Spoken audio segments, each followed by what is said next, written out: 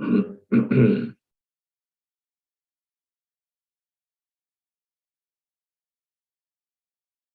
Shanti, everyone.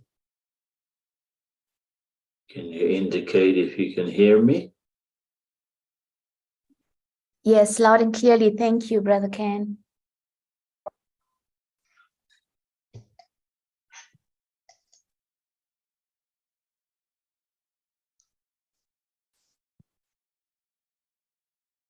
Translation is okay?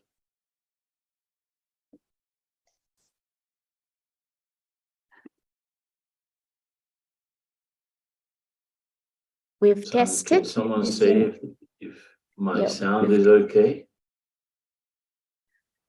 Yes, it is okay, Brother Ken. Can you not hear? Translation is also good. Yeah.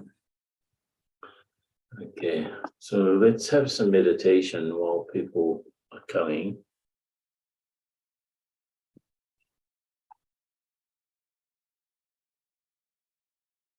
There's still about 20 less than last week, so let's see if more come.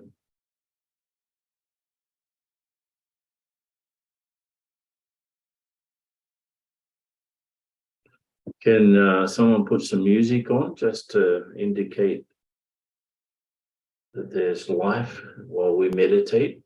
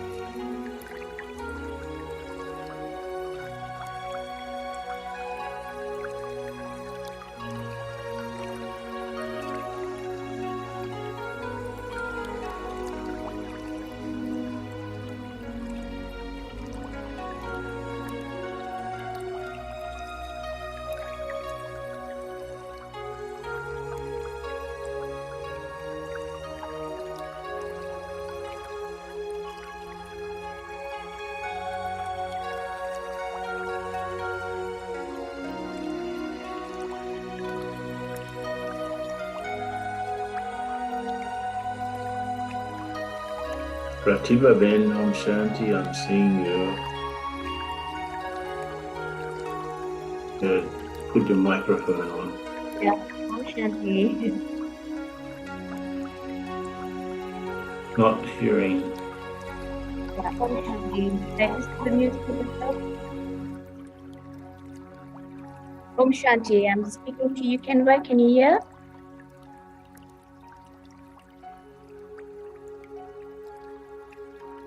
Can you hear? I can hear you, Pratibha Ben. Yeah.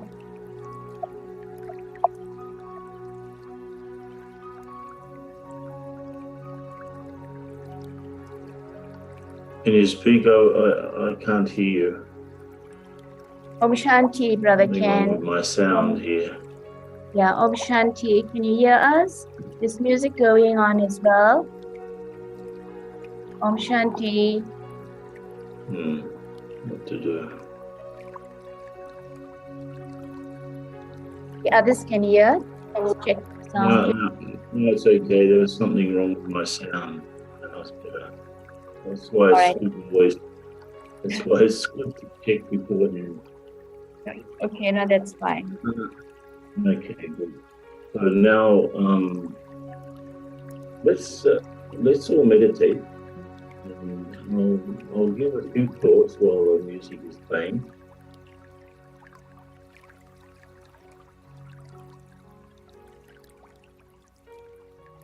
I want everyone to just go in front of Bhaktara mentally.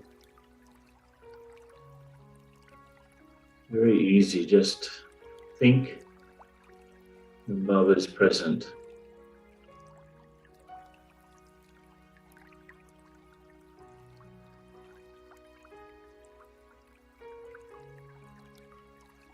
It's the abhyakt form of Brahma, and Shiv Baba using that form so that I can take drishti.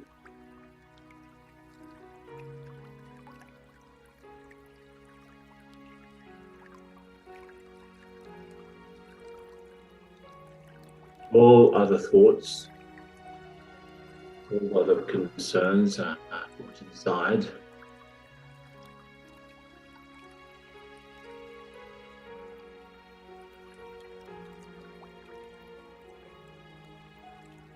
And I'm just sitting in front of Bapdada,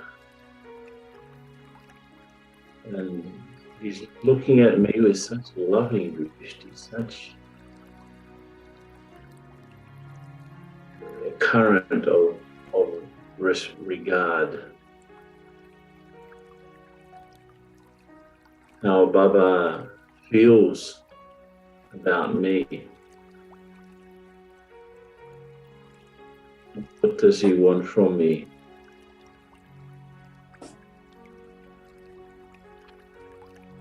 And with all of the ideas and examples before us,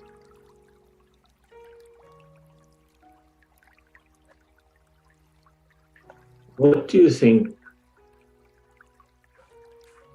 we need to improve? So ask Baba. Baba, you know me, you know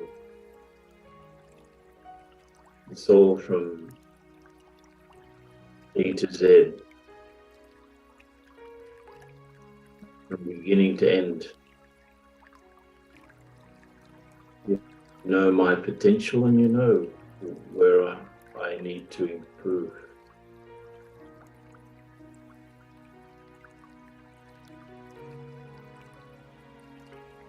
In my role as your instrument,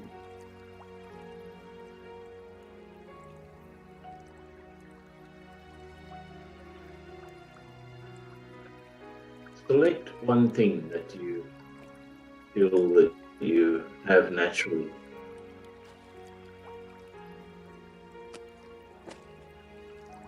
And allow Baba's light to shine on that quality.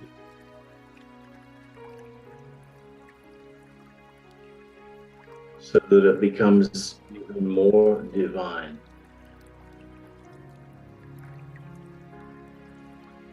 Maybe it's the quality that I have had to use most in Baba's service.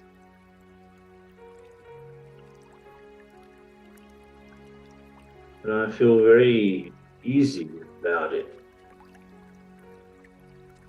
Pode calar, vamos estar como pode calar.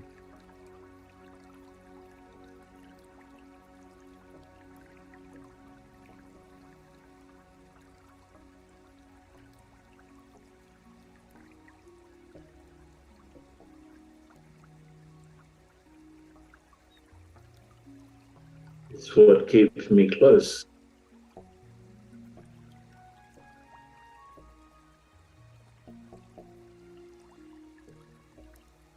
Now I select another quality,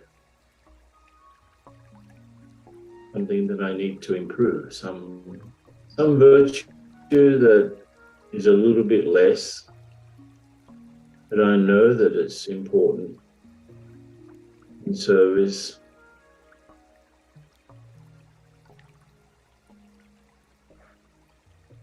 And again, I put that virtue, that quality in front of Baba.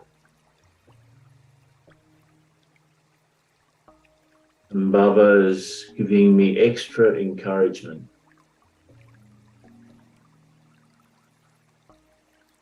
So that I can improve and be a better instrument.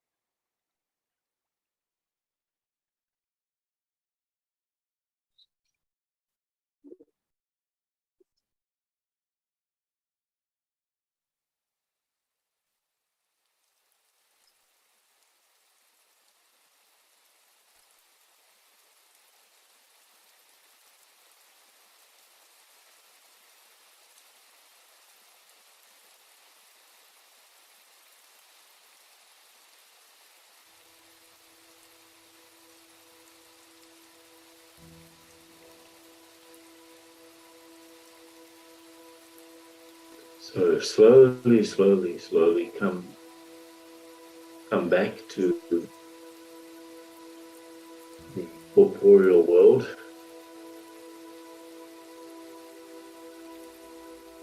Having had this delightful exchange with Baba,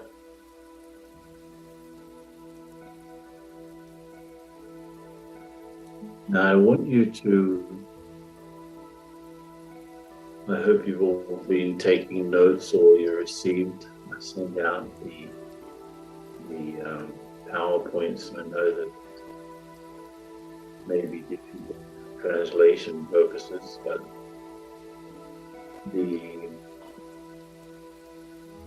have a look at whatever you've noted down from last week, from last Saturday, and I'll give you 3 minutes just to quickly look over your notes. 3 minutes, because then we're going to break up into small groups and share whatever the most important aspects were that you can remember. And of course, how have you been since last week? Anything changed? Anything come up for you? So 3 minutes to look over your notes, and then we'll break up into groups and share. Okay, can we do that? So it's a sort of, because this course is normally done all together, we have to sort of make up for the gap of a week. So just so that you're in the right flow. So 3 minutes, starting now.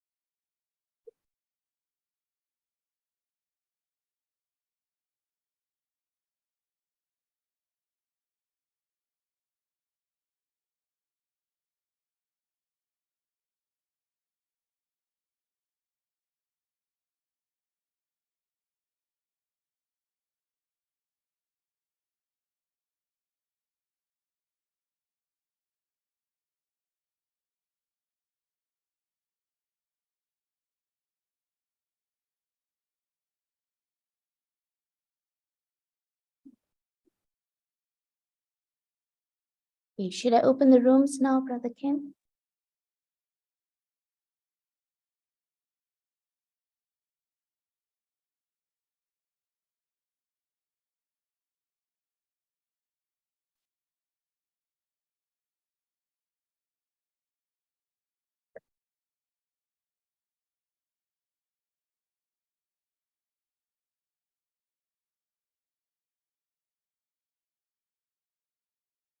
So, Om Shanti. Can we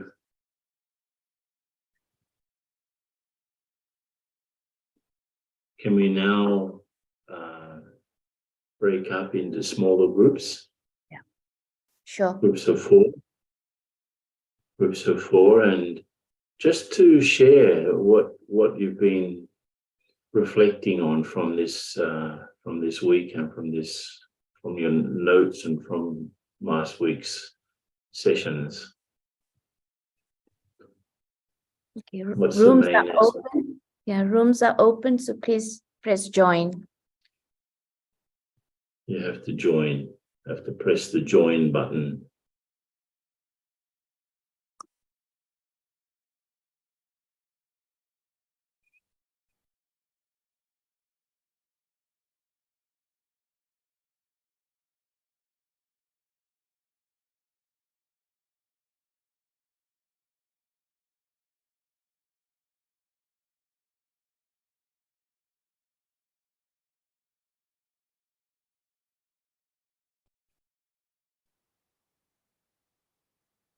We will stay for about, I guess, 15 minutes. 12 minutes better. 12 minutes if you can start counting from now. Sure. But Yeah.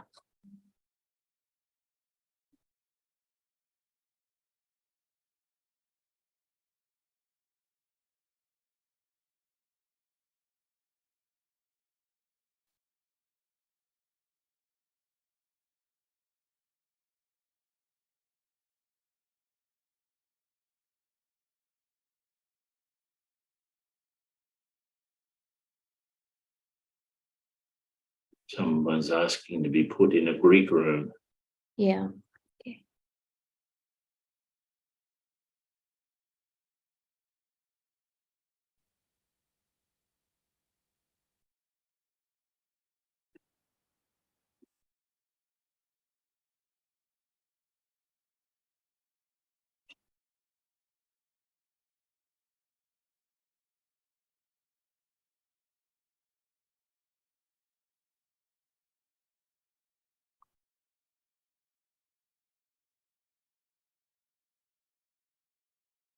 There's quite a few haven't Mm. booked rooms.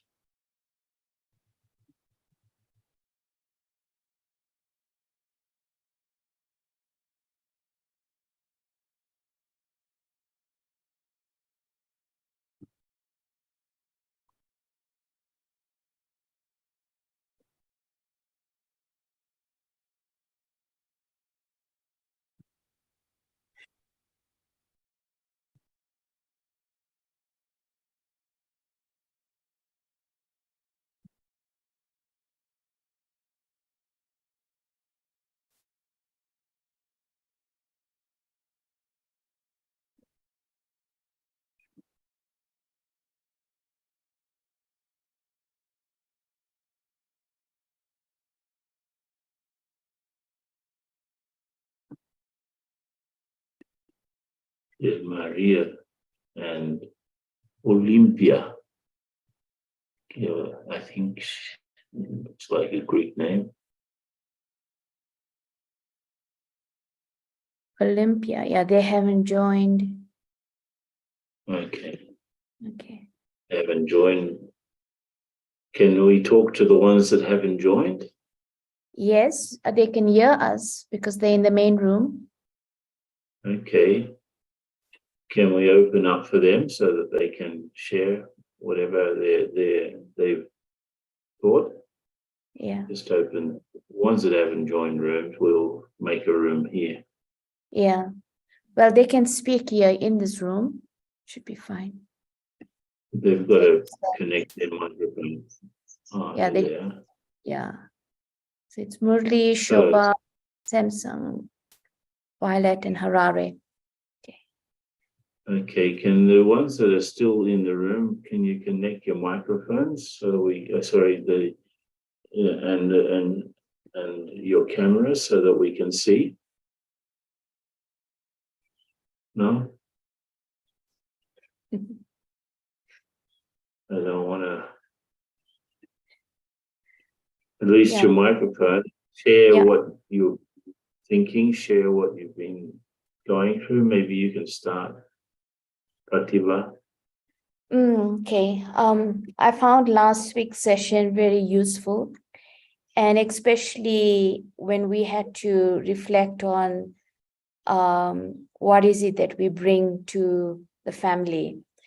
And I think I always thought that one particular virtue is clarity, but I realized in some ways that it's not clarity that I bring. I bring focus to the family as a gift. And because of the focus, being focused and seeing things through, it offers clarity. So it was a nice insight because sometimes we can, in a way, we can not recognizing the proper virtue, we can sort of feel a bit unsure of what it is we offer. But just that kind of an insight was a very nice for me, an insight for me. It just offered me a clarity that I needed for myself. Yeah. So that was very good. And the one question that did come up in my mind was that when we had to look at the things that we are challenged by in another sanskaras, and to really see what is it that they need.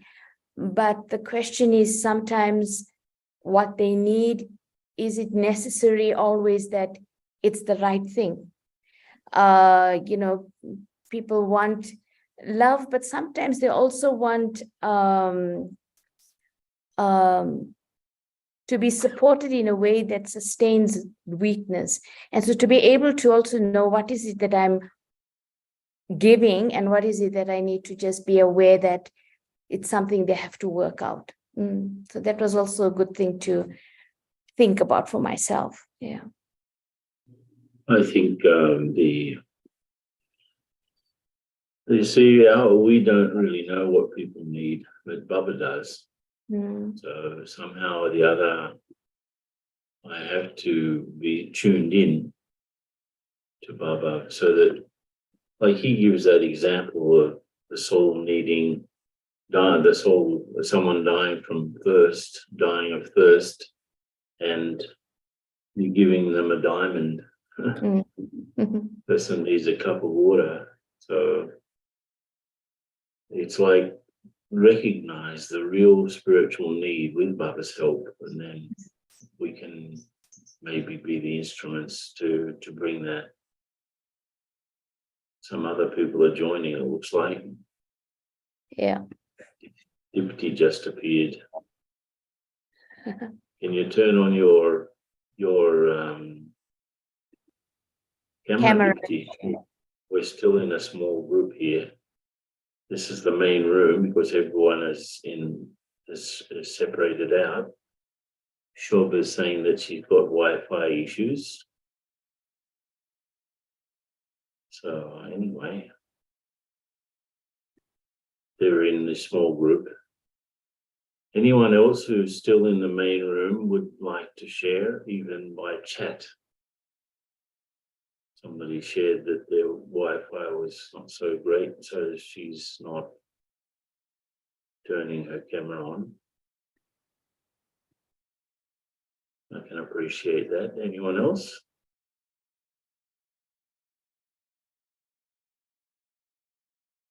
No. No.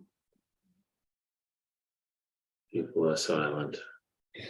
Okay, let's stay in silence and wait out the rest of the minutes before the people come back in. Yeah, it's about 5 minutes now. Okay.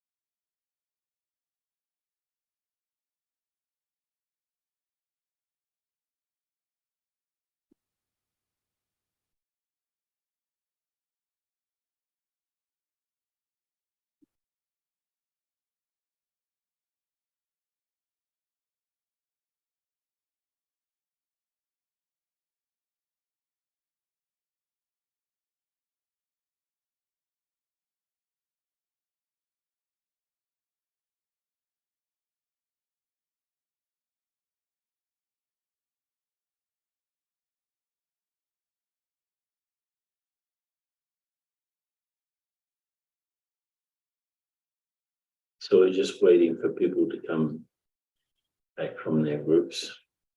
Yeah, For a few minutes. I'll just send a message out that they have a minute. Okay, good. 1 more minute. Yeah.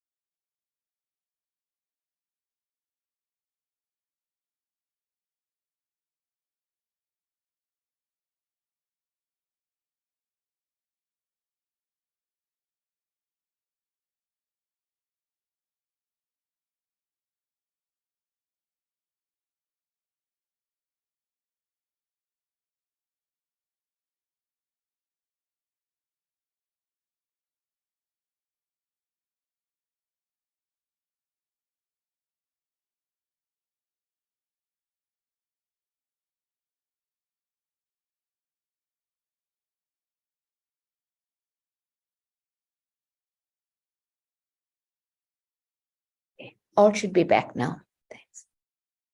Okay.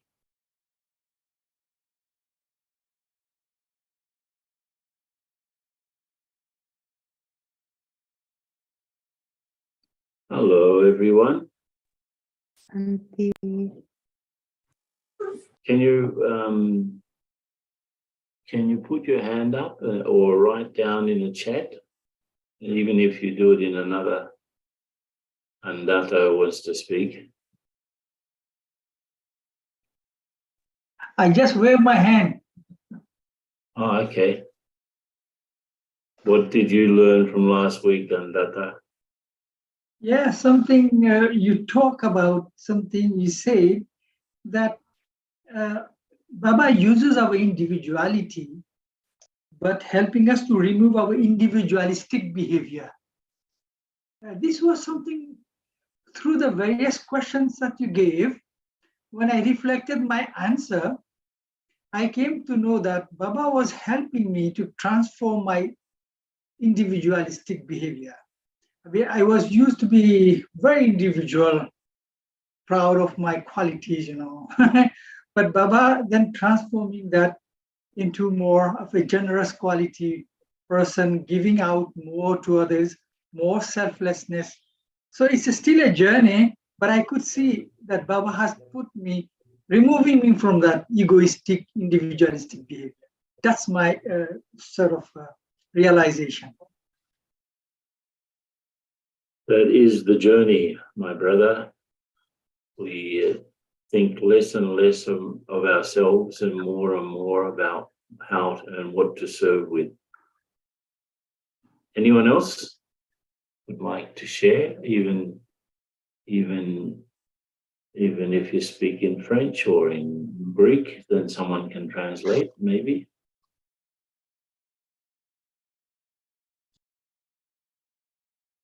I want to hear a few more voices, even in English.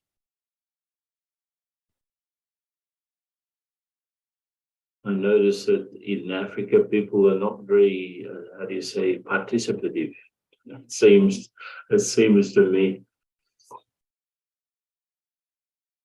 This in Latin America, everyone is jumping up and down. What did you learn? What would you like to share? What was the main point from you, for you? Something you heard, something you thought about, something you spoke about to someone else. What was there? What did you just talk about in your room? Okay, should I share? Can I? Yeah. Okay, so Sure. yeah, in the group, Then it Maria. was shared that Baba's, to have Baba's vision of her without any distraction. And so, how had she done this? And basically, she had used Baba's mulis and taken the gifts from Baba and really dedicated herself to seeing how Baba gave her that vision through the mulis. And plus, she used the personal meetings from Madhuban. And then another sister shared that, just to keep Baba's presence and remind herself throughout the day of Baba seeing us. And she felt that allowed her to be creative with herself. And for me, it was, I like the law of entropy that you mentioned. I like the way you described it as energy lost through use and time. And so that made me really aware of how much energy is being lost through the misuse of time, and how much I could increase the energy through proper use and time. And, also I like that aspect of reinventing the self. How creative can we be? And my focus basically was on being able to see others as Baba sees them, without judgment, because just, being aware that even a little thought can flash through the mind that comes from previous social conditioning or, beliefs, previous beliefs and scars. And just really being able to be neutral, compassionate, merciful, understanding. Yeah, that was basically it. Okay, sure. Maria. Yes, Om Shanti. Two things that helped me Shanti. tremendously during the week was the symbol for the self, and that was a yogi crossed-legged, hugging, embracing the self. So that was a combination of discipline and self-love during the week. And the other one was pointing out what the other soul needs. And the answer last Saturday was recognition. So I tried to use more in my vocabulary also, as well as in my vision, the word recognition or the verb recognize. And that multiplied and broadened my vision for all, and also helped me recognize the value of the self. And in a way, I also felt that as a powerful reminder and a protection. And I was remembering Daddy Janki's words that I keep good wishes and good feelings for the others. And that's actually, I'm doing it first for the self because it creates protection. And so it was really powerful in combination with last Avyak Murli we had. I felt that was really boosting the soul. Om Shanti. Thank you all. Om Shanti. One more. Dipti's got a hand raised. Dipti, go ahead. Oh, Dipti. Yeah. Hello, Dipti. Can we see your face? Om Shanti. Hello. Om Shanti. The last 4 questions, Brother Ken, you ended off last week's session with, took me into a deep reflection of just the whole aspect of what you like to do that benefits others. What do you do well that benefits others? What does Baba need from you? And what helps you to earn a spiritual income? And I found that I reflected on that quite deeply for the week, because it helped me purify my intention of my spiritual life and my commitment for Baba and what I do from my heart. And I found that there was a thread that came through all 4 questions very deeply because I like the word sustenance. And I think Baba knows the specialities of the soul. And I'm the happiest when I can offer that kind of energy. And I find that there's a flow of energy, which then creates joy. So for me, it was very beautiful to feel a very refined energy that all four aspects are coming together. And I just have to purify this to a deeper level of subtlety so that the sustenance that is offered is pure. So it was a very beautiful journey for the week. The whole idea of that was that let's now go back to the presentation. We can maybe start with those questions as a revision. Just a sec. I'll share the screen. I have to be host, co-host. You have to make me co-host to do this. Here we are.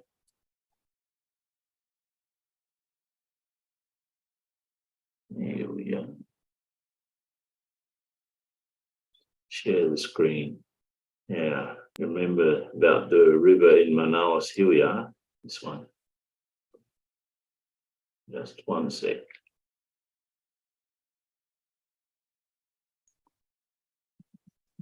These questions. If you have, as Dipti is saying, if you have similar answers to all four, then you would definitely be more happy than if the answers are all different. And basically, if we can do what we are, it's an interesting expression. I have to do what I am. I have to do what I am.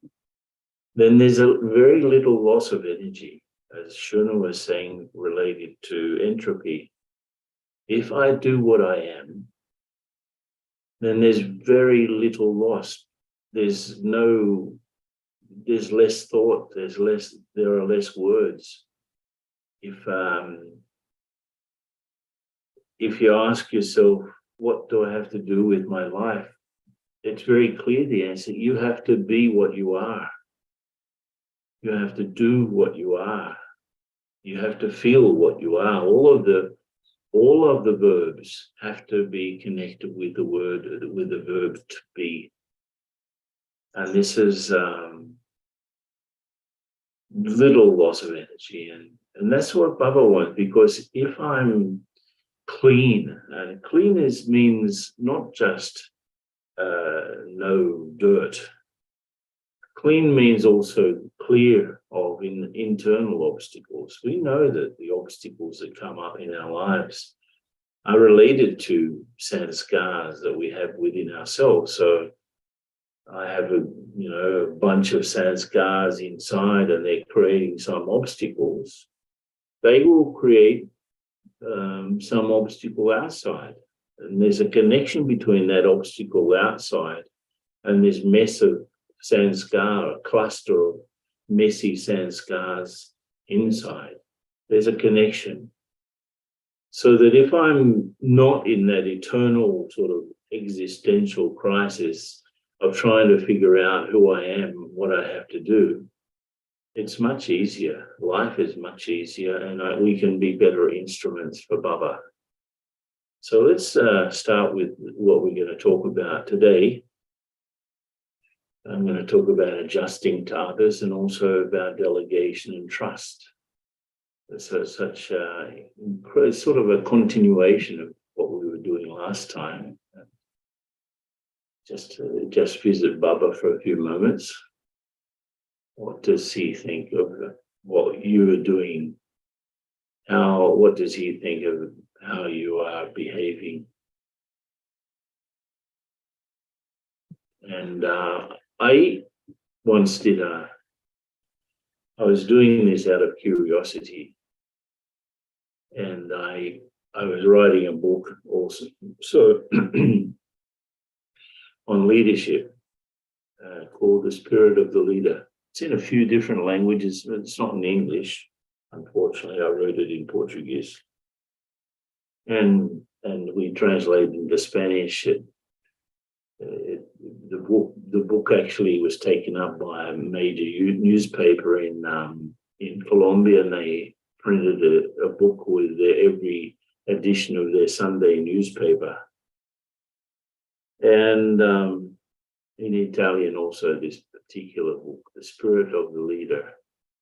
And for that, what I did was I took up, must have been 100, 150 articles on leadership in the Lockheed world, right? This is from the Lockheed world. It's very interesting. And I fed those articles through a word organizer that just takes up a file and breaks down the words, and then you remove all of the unnecessary words. I just kept nouns and adjectives. And then it took quite a few hours to do, but it was very interesting, because what I wanted to do was figure out, after putting all of the words that were isolated from the articles according to their frequency, and then I put it into a word cloud where the words that occur most are biggest, and the words that occur less that occur less are sort of smaller. So it's interesting to see that even in the Lockheed world, the number one virtue that they expect in their behavior is respect. And the number two virtue is trust. And then you start to get things like results, but soon after results, you have caring, leadership, courage.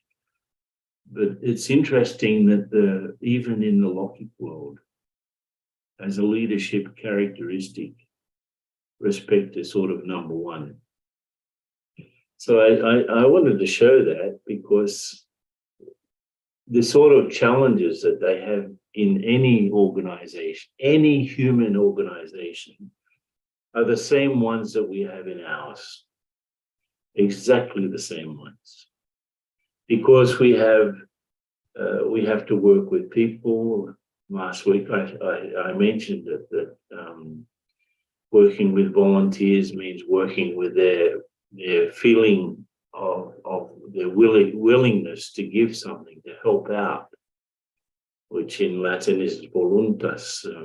Volunteer comes from voluntas, which means basically the same thing as bhavna, the feeling to help, the feeling to give, the willingness.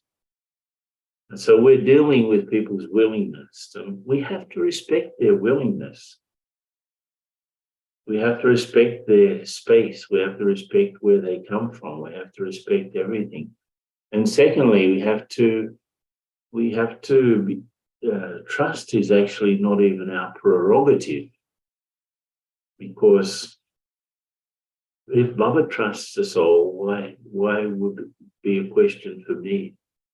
You know, it's not even my prerogative. If I'm working with another Baba's instrument, whoever it is, and Baba has trust and love for that one, why wouldn't I have it because of that? So it's not me with the others. This is the whole thing about adjusting and being in this Brahmin family, especially in the role of being Baba's instrument. I have to get myself out of the way. It's Baba with the other souls, not me with the other souls. So it's not even a question of me sustaining others. I'm not the sustainer. I'm not the protector. I'm not the purifier. I'm not the cleaner up of problems. I have to allow Baba to do those jobs. I'm not the mother. I'm not the teacher. And like Baba's the teacher, Baba's the mother, Baba's the father. So let Baba do those things through me. And that is really the essence of all of the qualities that we need to show. And we're going to look at a few situations here. But first of all, I've got a few different scenarios, and you have to think about where you are. In a first phase, you are the center person, like you're the boss in a way, because the group has been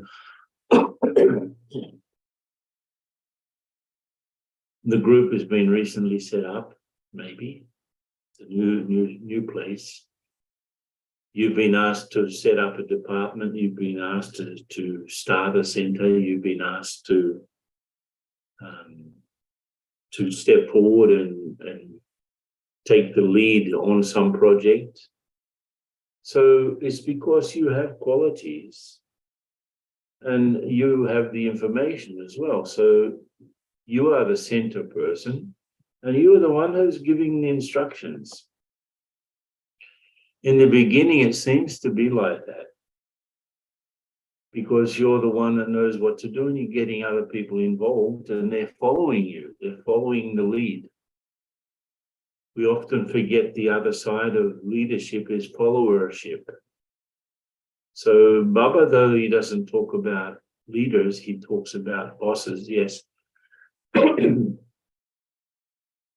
So the problem is if you stay like that, if you stay, I'm the center person, I'm the important person, you all have to follow me because I've been given this job. It's a sort of consciousness of being in charge. We actually changed the word from in charge. We used to use it for many years and then it changed to coordinator, but even that became too bossy in a way. So ask yourself, are you just a person that would like other people to follow you? Why would they follow you? Why should they follow you? Just think about it. There's a second phase, which is more interactive in a way. You're still there, the boss, but the people, because you are opening up to listen to their ideas, so the communication is two-way. In the first one, the communication is one-sided. In the second part, it's just the second part is you are listening to each one, but you're still the center person. You're still the central person. You're still centralizing decision making. Somebody's playing around with this image. Anyway, let's then there's a third phase in which you've helped those people to interact with each other. They become potential leaders. So I put it as a small L. You are not the center person anymore. You are not the centralized decision maker and the one who, in Portuguese, they've got a very good expression, manda chuva, which means you're the one that sends the rain, that you control the weather. No, you are a real leader. You have helped set up a team. The team are doing it very well. The team are doing it very well, and you are free to set up other teams. So ask yourself, where are you? Are you a phase one type of leader that everyone has to listen to you because you know everything? Or you've had all of the experience. I've been here for 20, 30, 40 years and new people are new. Or are you a phase two type person where you actually encourage people to give feedback, but you have to take all of the decisions. You don't trust them enough to be in front. Or have you become a phase three type of leader in which you've inspired them to interact with each other in a respectful, loving way, in in an accurate way, and you are free. You don't need to bother anymore.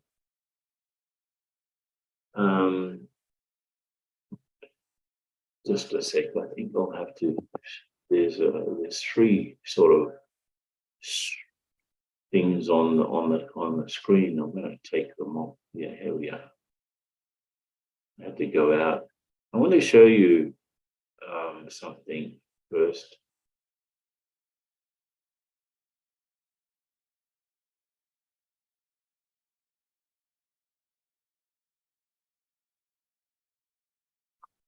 Here, this I'm just jumping ahead a bit.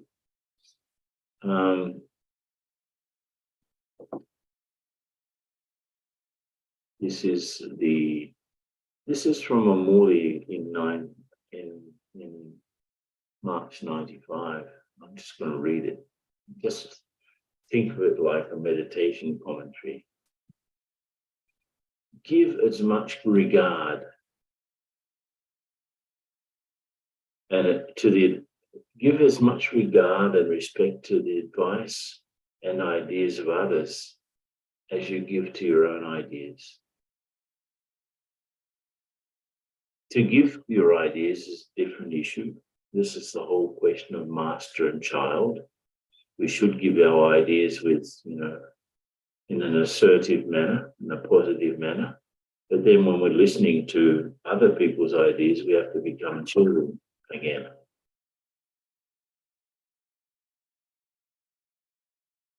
So even if you don't like the ideas of someone else, to be affected by them, and then to allow your stage to fluctuate, that service is not real service. So put yourself, remember the last time that someone gave an idea and you were affected by it. How can that person say this? Obviously, your motivation, your feelings, your good wishes and so on are not there if you're affected by someone else's ideas. To adjust yourself, to think and to consider the ideas of others just as you would consider your own ideas, is giving regard to the ideas of others. You say that you thought of this, or that you came up with this idea, that you did this, and so you think that importance should be given to your ideas, that others should give regard to them. However, you don't know how to match the ideas of others with your own ideas. You simply consider the ideas of others to be the ideas of others. I remember when I was working in this field of quality management,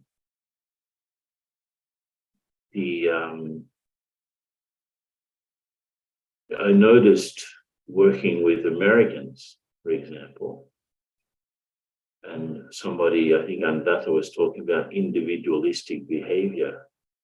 You have 10 people working, and they are 10 different people, 10 different individuals. And so they work as 10 different people, and there's a lot of energy wasted because there are 10 different people working with their own ideas and with their own inspirations in their own way. Each one has their own way of doing it, so it becomes very complicated. Now, I notice working with Asians, for example, it was much easier to talk about Chinese, Japanese, especially. 10 people there were actually like one person. They wouldn't think my idea, your idea. This is the dialectics that we have, especially in more Western countries or Western influences. My idea and your idea, and there are a third person's idea, a fourth person's idea, it becomes very complicated. But I've noticed that when there's a question, when there's an idea of one service, one team, one way, Baba's way, then it's much easier to come to decisions because people say they give their idea and someone adds to that idea. And then third person adds to those two ideas instead of one idea, and they sort of fighting it out. That's how we learned in especially more Western influences countries. It's the dialectics of me against you, whereas not the dialectics of me with you, me and you. It's a either or instead of me and. It's an or, it's an and rather than an or. So just think about it. We should try to live in the world where we are governed by and not by or. Okay, so there's a little bit more. Use the speciality of adjustment. When any child is moving forward, Bhakta is pleased. He doesn't think, why is this one moving forward? Whoever is moving forward, it's very good. Bhakta has love for the double foreigners anyway. And he also has a lot of regard for whatever plans you make for service, whatever practical service you do and are doing. So think about what this means for you. Our Baba is just happy if someone's progressing. When, just go out here a bit, I'll come back. When in all of those many meetings we had with Bhakta, like personal meetings, Baba once said to me, after long drishti, Baba said, you have learnt the secret. Of course, when you get these blessings from Baba, it's as if Baba's saying something that you need to work on rather than something you already have. He just said, you have learnt the secret. I thought, oh my God, what secret have I learned? And the Baba said, you have learned the secret that your progress is tied up with helping others to progress. So if we help someone to go ahead, like Baba's saying, someone's moving ahead, fantastic. If I can help them to move even further ahead than me, fantastic. But, when the individual sort of choices and decisions come in, I asked a group of sisters here, this was maybe 20 years ago, a group of the main sisters here in Brazil. And I asked them to be very honest. And I said, if someone came to your center and they were much better than you in everything, they were a better teacher, they could cook better, they could deal with situations better, they could speak better, they were quicker, they could meditate better, they were better than you in every way. Would you give them a chance? I don't want you to be theoretical, I want you to be honest. And they said, honestly, that they probably wouldn't give them a chance. And it's a problem of maybe rivalry and jealousy. Why is that person going ahead? Why am I still here? I need to be in front. This whole thing of needing to be in front. I have to be in front of Baba. I don't have to be in front of other people. And I have to help people move ahead. Baba told me he gave me many instructions over several meetings about what to do in Brazil, especially in the beginning. He said, as soon as you can, put the local people in front because they know how things are and they know their country. As soon as you can, put the local people in front and keep yourself free so that you can move around. Over several meetings, he said, you have to create a strong center like London, but be free. Go here, go there, keep traveling.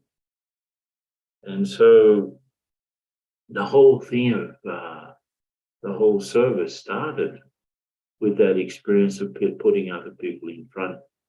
And unfortunately, it's not that the people that I put in front for Baba's service, they put their people in front. It doesn't seem to work exactly like that. Each one has their own individual sort of characteristic. But just think about it. I recently heard this was when I was in another country recently. I heard one sister say, unless I coordinate, I won't cooperate. Unless I coordinate, I won't cooperate. So still we have this sort of attitude in the Brahmin family. So think about it. If you were not in charge, what would you be doing?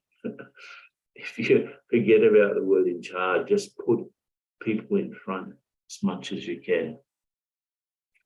I'm going to go back to the screen here. We are share. I want to show you this one. Well, that's not going back. Yeah, here we are. Now, just this game. It's a game where Baba talks about the three dots, the soul, Baba, and drama. Let's say there's an event, but the event takes such a form that my attention goes to the event, to the scene of the drama. Someone did something, someone said something, something happened somewhere. Someone left the body, someone got sick, someone, there's not enough money to run things anymore. So the attention goes to the event. And Baba's not, we don't see Baba anymore because the event has taken such a huge proportion that we forget. But what we need to do, we need to see the event just as an event, a scene in an eternal drama that repeats identically. I can then have an interaction with that and an interaction with Baba at the same time. So that Baba's helping me see the event. Baba is helping me see and interact with the event. I'm not just interacting with the event and forgetting Baba. That's the game. That's the eternal game that we play. So let's have a look at this. If you take the earth, you'll find that there are different layers. The inner core is solid, apparently, and then there are a few layers of semi-molten material, and then you've got the Earth's mantle, they call it, the core and the mantle, and then you've got the crust. And the crust is very, very relatively thin compared to the rest of the Earth. So you've got these very distinct layers. But everything that's important actually happens on the surface. Oh, sorry. Everything that's important happens on the surface. Our history and geography happen on the surface. They don't happen under the earth or under the ocean. So all of the concerns of territories, all of the concerns of history, all of the concerns that we have, we are actually just working on the surface of the earth. And over time, that surface has changed. Baba once said that in the Golden Age, only 25% of the existing land masses existed, that all of the rest was underwater in the Golden and Silver Ages. At the end of the Silver Age, there are severe earthquakes that changes the shape of the continents. So Bharat was actually 25% of the existing landmass. Can you imagine? 25% of all of the lands that exist now, that was the size of Bharat. And India is only about 6% of the land masses, or maybe less. I have to do the calculation. But present day India is not Bharat. Bharat was much bigger. And over history, bits and pieces of Bharat were sort of taken up by other civilizations. And so everything that's important happens on the surface. In a way, is the soul, you know. This is the surface of the ego, right? You've got this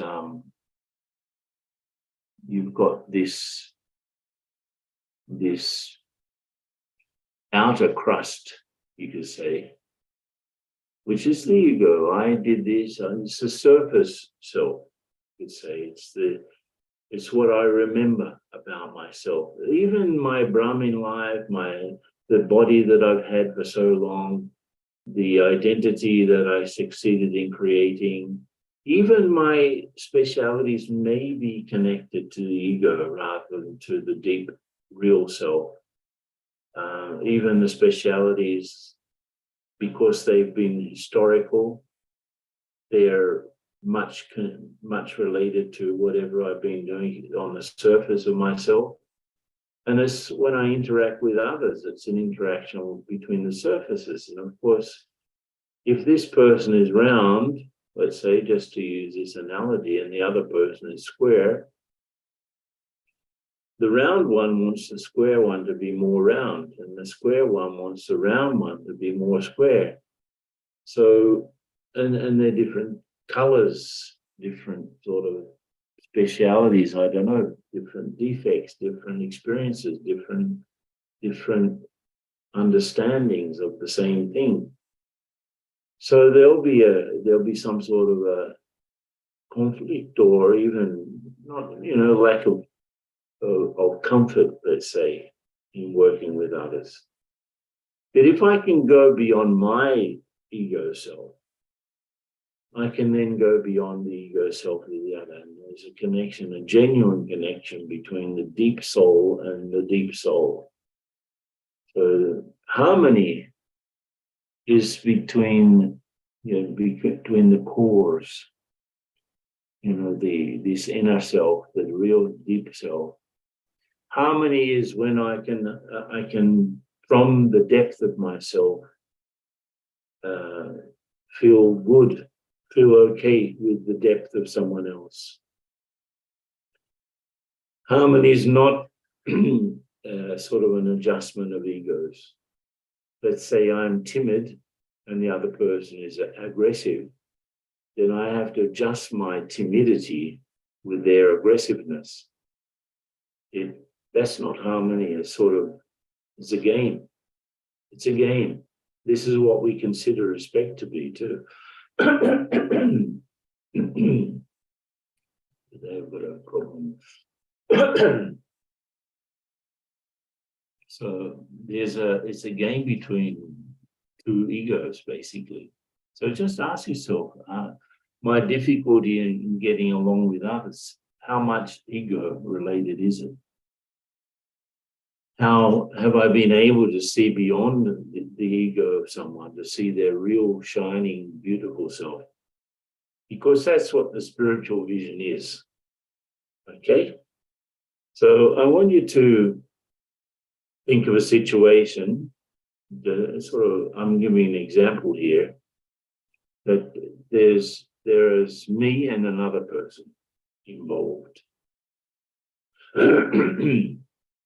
So the situation was that this other person criticized me unjustly in public.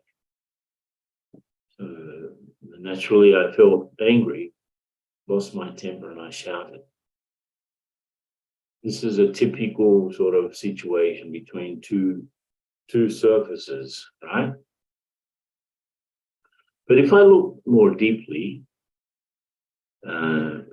what's behind that? You could say, well, I know this other person. I know that he's very partial to certain things. He's also badly informed. He criticized me without knowing the facts. he seems frustrated with himself, and he has had some more aggressive behavior lately. Okay, that's the other person. What about me? If I'm honest, I feel a little bit lost,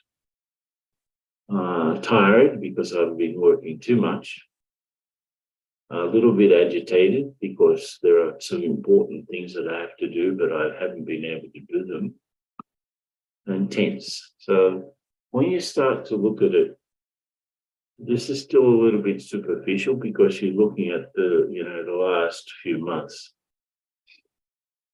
But let's say you know the person for a long time. So you look at deeper things that are more chronic. So this other person, he has a history of pessimism. He's pessimistic. He seems to have a low self-esteem. If I think of the last few years, he basically has been moping around, not very bright, lonely probably. He seems to be a loner. He's on his own. That's one of the penalties of individualistic behaviors. You end up alone, unhappy. But what about me? Okay, what about me? If I think of my last few years, I could say that I feel still trapped. I haven't become completely free from Maya. I feel pretty empty because I haven't been able to fulfill all of my relationships with Baba. I still have difficulties in adjusting to myself. So there's some existential pain and a lack of peace. If I look at the last few years, I couldn't say that I have been particularly peaceful. And so you take a situation, a simple, stupid situation, and you can analyze it. And as you go deeper and deeper into it, you start to see that there's not much difference between you and the other one. Who is better on both sides of this line? Who is better? Who is better? Then you go into the deepest qualities of the soul. Both of you have happiness, peace, love, truth, purity, and so on. Both of you have those qualities. Both of you are peaceful, loving, truthful, happy, pure souls. Both of you. So I want you to, I think I did send out I asked Shirley to make sure that people had the worksheets. I don't know if you do, because on your worksheets you have this. You can, if you don't, you can draw it now. And I want you to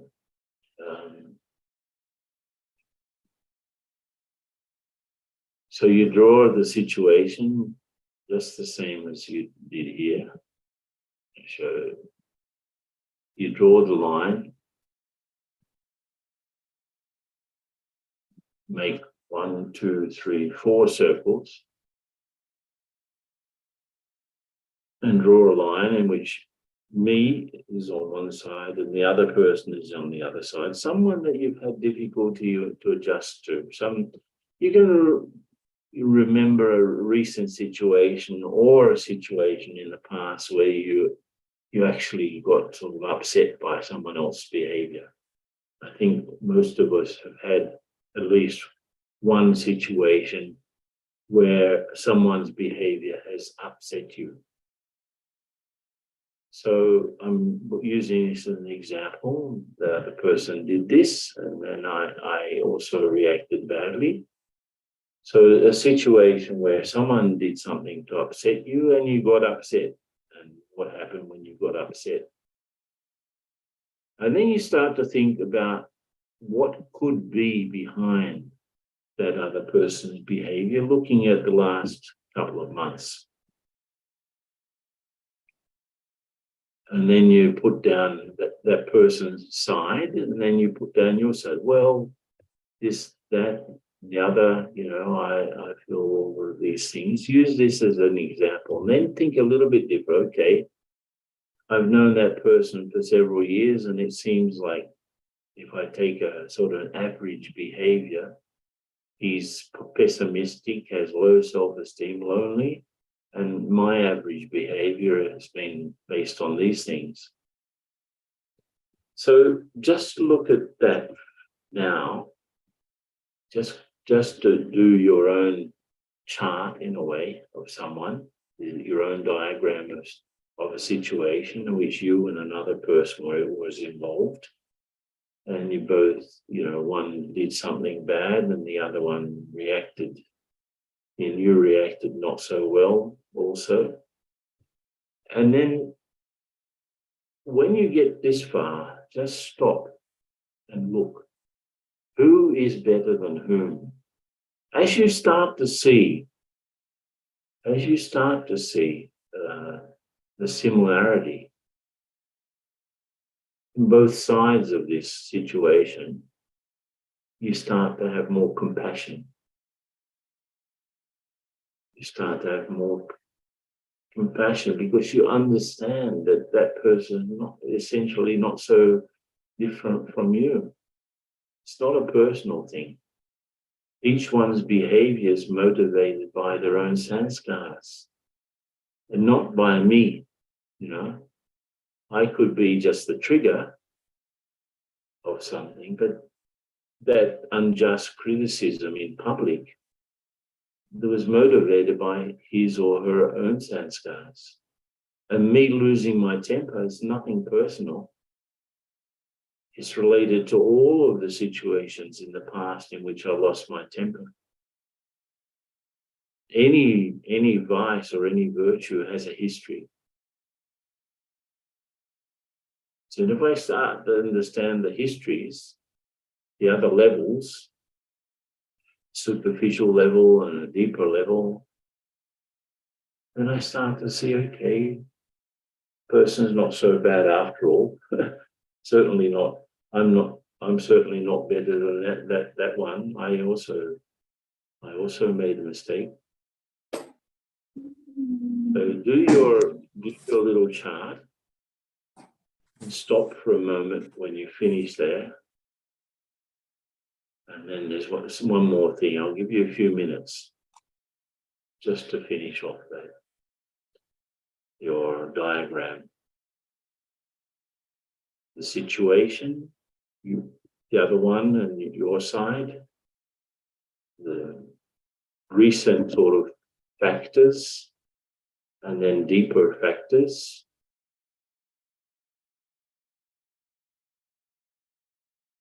Then start to feel compassion for both of you.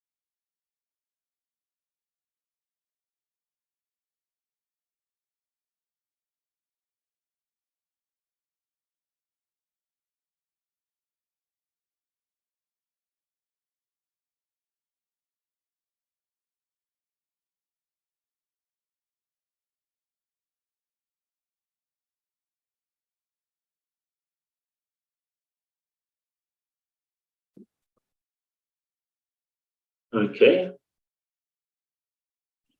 Now, the third step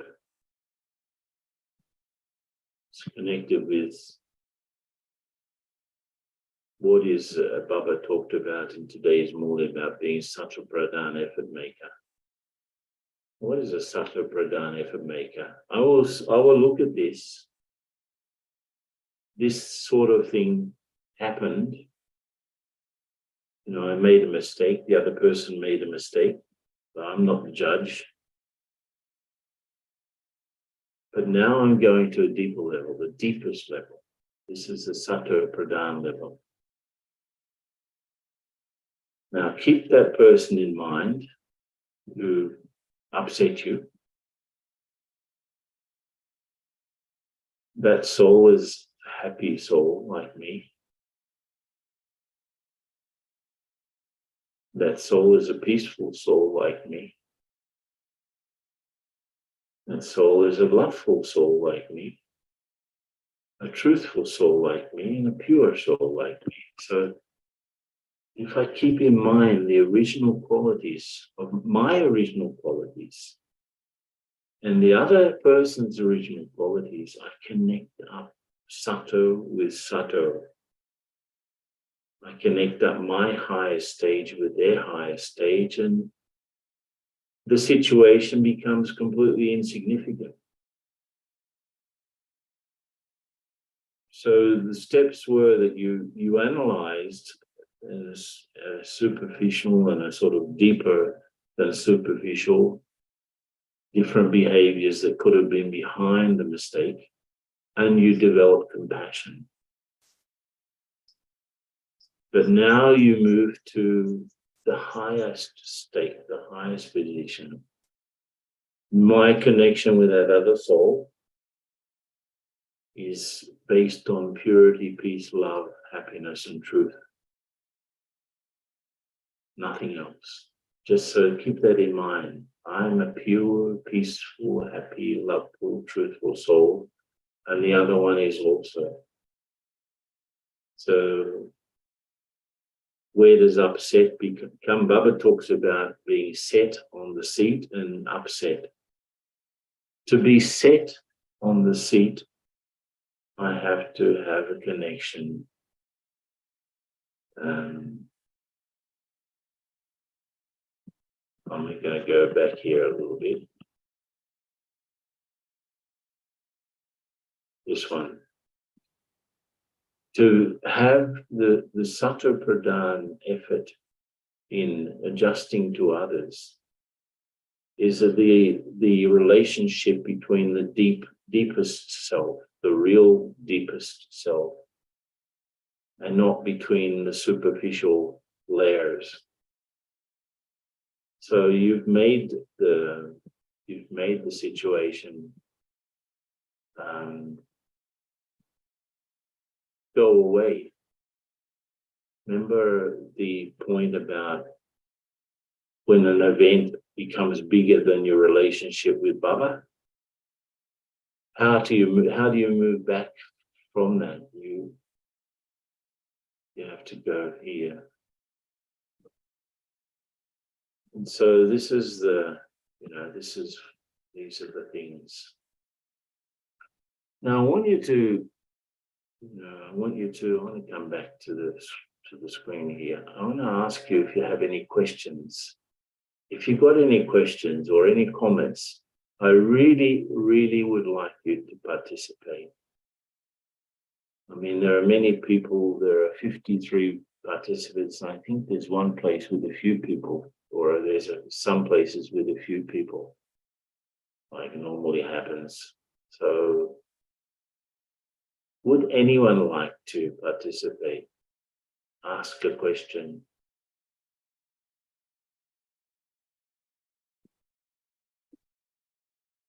You can put your hand up. Use the reactions. There's a reactions.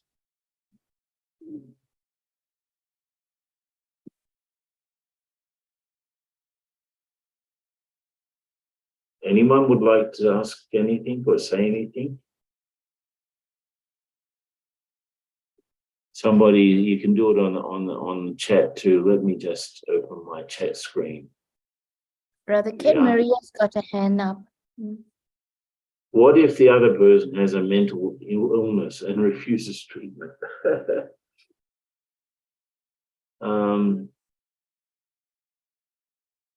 Yeah, that's it. We do have a mental health guide manual, very, very good to do for that particular situation. But my vision has to be on the soul and not on the mental illness. Okay, if I keep a vision of someone and I repeat to myself like a mantra, this person has a mental illness, why is he refusing treatment? This person has a mental illness, why is he refusing treatment? I keep on repeating that mantra to myself. It neither helps me or helps the other person. Now, if I can see that person honestly without the mental illness and without this sort of his stubbornness in refusing treatment, I just see the soul as they are without these things, that may help the other one to come to an understanding that something has to be done. But just to insist on it doesn't help me, doesn't help the other one. And if I'm not a professional, how can I judge if someone if someone has a mental illness or not? Maybe there's something. We have to be very yukti-yukt in dealing with this, because it can even be, I've seen situations where someone judged another person being slightly crazy, and that person sued the Brahmakumaris because the person who was making the judgment was not a professional. So how could they say that? So we need help. In Latin America anyway, I don't know about other regions, but we've got a team of mental health professionals. And if someone is creating a problem, we try to get them at least to talk to that person who's a Brahmin, right? Who's a Brahmin. Maybe this person can help you. And they really have helped many, many cases like this.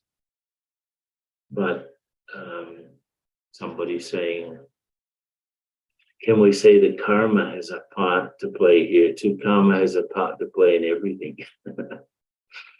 That exchange we just saw of someone getting, sort of criticizing me in public and me losing my temper, and obviously there's karma between the two. There's one soul on one side and the other one. What is karma? It's actually some sanskars in me and some sanskars in the other that are locked together. That's karma. And those sanskars in me and those sanskars in the other person locked together, move around and make things happen, make words come out, make situations change because of the consciousness is shaping reality, right? So the sanskars in me and the sanskars of the other soul are locked, and so it's like a symbiotic movement, This one moves, the other one moves too. Even at a subtle level, this one is thinking, this one is sort of being affected by those thoughts. This one is thinking and this other one is being affected by those thoughts. So karma is the connection between particular sanskars that are it can be a good thing, right? This dance can be a good thing and the dance can be a bad thing too. Both things. But definitely sanskars are involved. Karma will always play a part in any relationship we have with anyone. Any other questions on the chat? Maria's got a hand raised and Violetta. Okay, Violetta. Okay, Maria and Violetta. Okay. Eva, να ρωτήσω και εγώ No, I κάτι was και τον just, ευχαριστήσω. Εύα, I was, να τον one sister ευχαριστήσω. is thanking Ήταν you ωραίο from σεμινάριο για the, την αλλαγή συνειδητότητας. Θα το πεις. okay, this coming in and the sister is here thanking you for everything. My question is about the scene. If it makes a difference, whether I put the situation of myself in the upper space or the lower space. because you gave a clear example. So I was wondering if in any other case I could start vice versa. For me, this time it happened to be on the place you suggested with your examples. Are there more creative ways to go with it? Or is it about more the victim and the perpetrator and where we position ourselves? Yeah, it's more about the victim and the perpetrator. Whatever it is, you know, someone else's behavior made me react in a way which was not appropriate, according to Sriman. Now, in fact, it really doesn't matter about the other person, what they've done. The main thing is that how I've reacted. The person could have done anything, but why did I lose my temper? Why did I get upset? The person could have done the worst thing in the universe. That soul has to pay for the consequences of that. But what about me? This is when Baba says me first, it's related to change. Me first is the change that I have to do. I don't have to change anyone else. I have to change myself. So even if that other person doesn't change, never changes, I have to elevate my vision. Otherwise, I've categorized the person. That person is mentally ill, or that person is, you know, bad character, or that person is a liar, that person is dishonest, that person is completely uncontrollable. I have to forget about my judgment of others, and I have to become perfect. This is the whole thing about when I change, the world changes. Doesn't mean that the person changes. It means that the relationship has shifted because I have become more conscious. This is if I want to become Sato Pradhan, this is what Baba was saying in today's Murli, Sato Pradhan effort. I have to connect with whatever is Sato in everyone. And that means my vision has to penetrate all of the junk and all of the things that are making me forget that other person is a soul. I have to remove all of that from my vision. And it doesn't matter if the other person doesn't have to do anything. They can continue like that, but I have to become perfect. And probably that will help the other person change too, especially if it's a karmic connection, you know. Where I'm hooked with this other person in a karmic account. So if I move, that person moves. If that person moves, I move. So sort of hooked up together. I have to free myself, even if the other person is still making the form of a hook, right? I have to remove myself, and I have to start to see that individual differently. And it really doesn't matter if one's up and one's down, or can you put it on the right and the left, doesn't matter. But if something or someone is bothering me, I have to change my response. I have to make my response, even in spite of the behavior of someone else. If someone is correcting me, I have to be humble enough to recognize if I really did something that requires correction or not. If I honestly look at myself and I see that, yes, I'm sorry that I was like that, that it's good that you correct me, you automatically will disable the bomb. You will deactivate the bomb.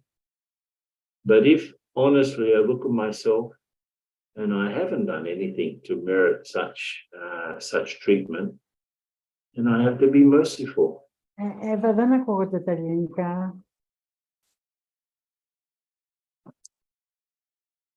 Harder is saying something. Yes, Χαρά, χρειάζεται να μιλήσεις αν θέλεις ελληνικά, θα μεταφράσω και να μπει στο δωμάτιο με τα ελληνικά. Χαρά wishes to ask something in Greek. I can translate. Is that okay? That you can do, of course, and then we can go to Violetta. Okay, Χαρά. Hara? But Θέλεις in κάτι brief. να ρωτήσεις, σωστά?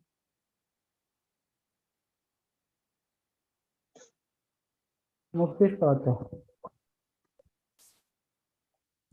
Λοιπόν, ήταν πάρα πολύ ωραίο σεμινάριο. Είναι για την αλλαγή συνειδητότητας, που είναι μια περίοδος προετοιμασίας για τη νέα τάξη πραγμάτων που λέει ο κόσμος έξω. Για μας είναι γνωστή σαν εποχή της εμβολής. Ήταν καταπληκτικό. Τον ευχαριστούμε πάρα πολύ. Λουλούδια, λουλούδια, λουλούδια. For you. Luludya means flowers. In fact, Okay. it's more of a comment, not a question. Thank you, Just thank you. wishes is a beautiful seminar for a change of consciousness. He spoke about the conference aid.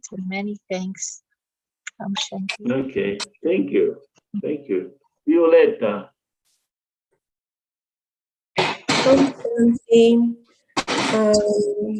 I would like to have a practical advice from you. When there's a coordinating team, which is already developed, I was in the beginning like the one who started, but after that the local people are in front, the ones who in Bulgaria. And the moment one of the coordinators is sharing with me the feeling that I'm not building the unity, and that I'm thinking that this is my service, where in practice I'm behind, I'm incognito, they're doing the service, and I was in the beginning the one who helped to be built this unity. And this unity is appreciated from all the people except this instrument. And it's pretty obvious by her behavior that she is doing everything on herself, is not sharing with the team. The moment there is something she can do, she's doing it on herself without sharing, and it's undertaking it as her own service. So it's pretty visible that I'm like a mirror for her behavior, and that there is nothing regarding me. I check it also, but it's evident even in the practical, because everything I know, I share with the group. We have a Skype group where we're sharing everything. I'm sharing everything. I'm not doing anything without sharing with the other. On the other side, somebody is doing something that doesn't want meetings, doesn't want to share. What is the practical way this person to be involved in this cooperation? Where can I ask you, where are you from? I'm Bulgarian, but I'm based in Athens. So I'm connected with the Athens Center, from where, at the time of Andani, the service for Bulgaria started. Okay. From the time I remember Anthony in Bulgaria. Okay, so interesting. Even so, if you've checked yourself and you're doing everything according to what Baba wants, and you've checked also that other person probably needs to improve their understanding, and you've talked to them obviously, probably more than once. The only thing you can do is you can work with good wishes, unless you want to get a mediator to help sort it out. Because if you've already spoken and there hasn't had any effect, and you've already checked to see if your behavior has been okay according to Baba, there's nothing you can do more through speaking unless you get a mediator who can help. But maybe And that's the sort of thing that there's an exercise that I will show you next time. It's about how to have a difficult conversation. It's like a step-by-step how to have a difficult conversation with someone to get to some sort of, and they're the sort of questions that a mediator would use in mediating a sort of a conflict. Now, obviously, there's some if you're suffering from this, there's some karmic. No, I'm not suffering. No, I'm not suffering. So this is. But maybe you're thinking a lot about it, right? You're thinking about it a lot. So even that is karma. No. I'm more interested how it can be for practical steps to be. So therefore, we have to understand if you've tried to speak, you can maybe after the next session next week, we'll look at this step by step how to have a difficult conversation, and then you can try. But otherwise, even now, every time you think of that soul, you have to think of that soul. You have to think of that other soul already free from these influences. So when that soul comes to mind, because Baba will say all of this is the influence of Maya. It's all the Maya. If you've checked everything and the soul is not seeing a clear way to do the right thing, then there's some influence. So you have to, when you think of that soul, take away the word. You have to see that soul acting in a positive way. You have to visualize it. And this is what good wishes are. Good wishes is not saying, oh, let the soul become better. You can be specific in your good wishes. That the person comes into your mind and you cover them with light, you cover them with power, you cover them with Baba's influence. And then maybe that can break through the ignorance that continues, because someone behaving in a way that you're saying, it's obviously under the influence of their own ignorance. They're not seeing things clearly. So let me see things clearly and let me send some light mentally to that soul. Then maybe that can break down the illusions that are still there. Otherwise, it's either a conversation that may not be successful.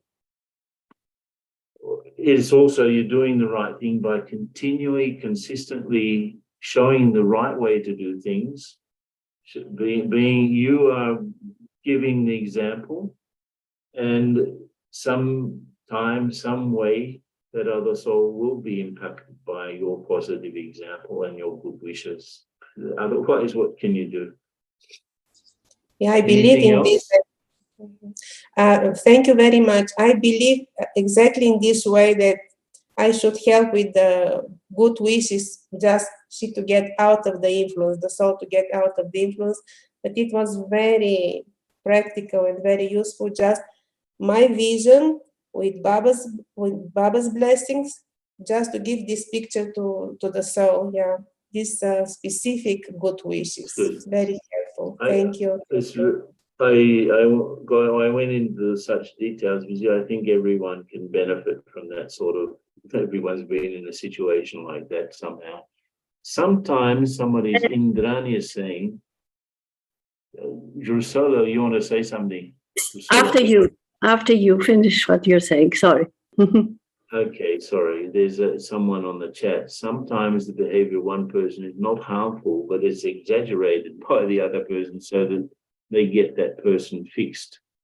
They have a tendency to report and complain to the seniors. And the seniors then get wrapped up in this manipulative behavior of someone who's complaining. It's become a vicious cycle of body consciousness. How to stop favoritism? Listen, I don't know what favoritism means. If it's favoritism from the seniors. I don't think that that's the case. People even manipulate how popular they are. I don't think our senior sisters have favorites. I don't think so. I haven't seen it. Now, what happens is that I have to become Baba's favorite. Forget about someone else. You know, I can't change someone else's behavior. You know, that other people get involved here. This exaggeration, I'd have to have more details to help out here. But the seniors get wrapped up in this manipulation. I don't think that that's the case. It may seem to be the case, because let me tell you, our seniors, I'm talking about Sister Jayanti, Sister Mohini, and so on, they aren't very easy to manipulate. Let me tell you, it's very, very, very hard. But what happens is that they don't want to show, because they don't support me doesn't mean that they're against me. Just if they seem to support the other person, it's because they are having good wishes for both sides. I get into this situation so many times. Two people come to me with a complaint, and both sides want me to give support to them. And I give support to both sides. But the thing is that both sides want me to give only support to their side. So I will support the soul, I will support the virtues, I will support the goodness in people. I will always support it. I will never support their defects, never. So by giving support to people's virtues doesn't mean that they've become a favorite of yours. You're trying to encourage them through their virtues, to defeat their vices. And I don't become a supporter of people's vices, never. So I think our seniors are a little bit like that. But the thing is that both sides, but you didn't criticize this other one. Why didn't you criticize the other? I will not criticize ever. I will not do it. You can't use me to do what you can't do. In other words, so we should support people's virtues. We should never support people's vices. That's it. It makes things easier. Drusilla, then we'll have to finish off.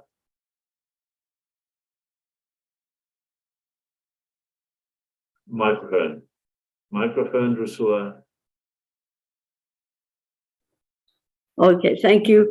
Thank you so much for the structure you give to such deep aspects, and so helpful. And what I loved just now in this session is when you said that when you have a conflict with another soul, it means that the sanskars are like this, are entangled, are together, are one thing.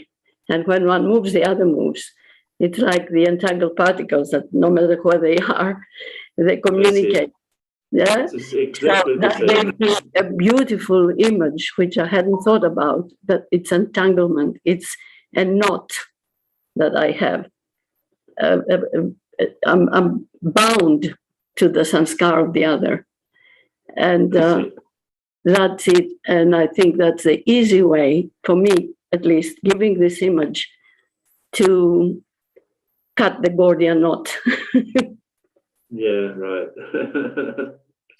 Exactly right. Very good. Okay, let's have some meditation just to finish.